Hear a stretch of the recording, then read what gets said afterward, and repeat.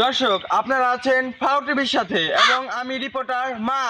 এখন আমরা যার ইন্টারভিউ নিব সে হলো বাংলাদেশের বিশিষ্ট ব্যবসায়ী, বউ ব্যবসায়ী। দর্শক, এখন আমি যার ইন্টারভিউ নিব সে হলো বাংলাদেশের একজন সফল বউ ব্যবসায়ী। তার সমাজে বিন্দু পরিমাণ কোনো সম্মানবোধ নেই, হলো কুত্তার চেয়েও নিকৃষ্ট, নির্লজ্জ, বেহায়া। দর্শক, তার মানে আপনারা বুঝতে পারছেন আমি এখন বিশিষ্ট বউ ব্যবসায়ী কাপড় ইন্টারভিউ নিতে এসেছি। তো চলুন দর্শক, সেই নিকৃষ্ট বউ ব্যবসায়ীর কাছে যায়। দর্শক, আমরা আছি বিশিষ্ট বউ ব্যবসায়ী সমাজের স্বনামহীন তোহার কাছে। আমাদের লজ্জা শরম নাই, তাই আমরা বউ বেচ্চা খাই। তাই ভাই আপনি একা কে? ভাবি কই? ভাবি তো দেখতেছি না। আমরা একটু বাইরে গেছিলাম তো, আপনার ভাবি বুরকা পরা ছিল, তাই বুরকা খুলতে গেছে।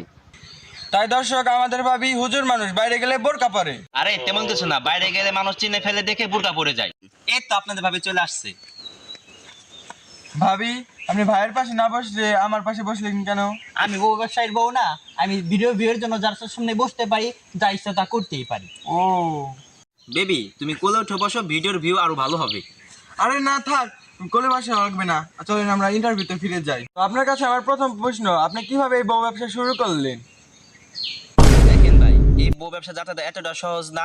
আমি ছোটবেলা থেকে ছিলাম একটা অকর্মা। আমি ছোটবেলা থেকে ছিলাম গাধা বেকল।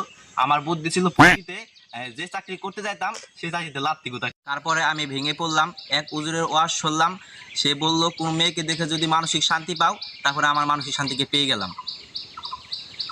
দর্শক, আপনারা যদি পরবর্তী বার দেখতে চান তাহলে গ্রামীণ কমিটির সাথে থাকুন, লাইক করবেন, সাবস্ক্রাইব করবেন।